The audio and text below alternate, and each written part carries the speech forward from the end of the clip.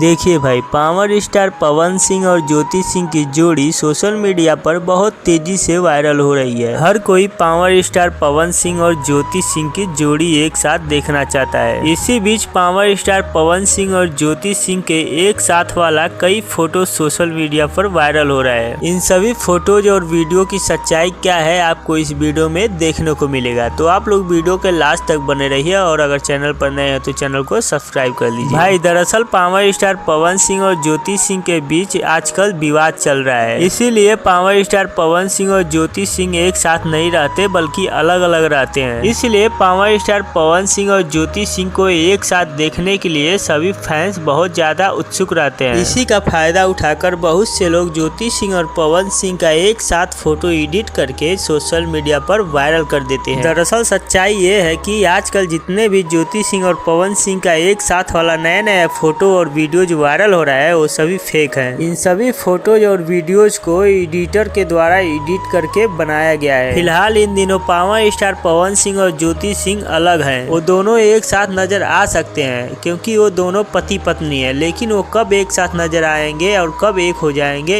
ये किसी को नहीं पता। भाई, पावर स्टार पवन सिंह अपनी पत्नी ज्योति सिंह के साथ कब नजर आ सकते हैं, आपको क्या लगता है कमेंट बॉक्स में जरूर बताएं और इस वीडियो को लाइक करके शेयर कर दें। मिलते हैं नए वीडियो में, धन्यवाद।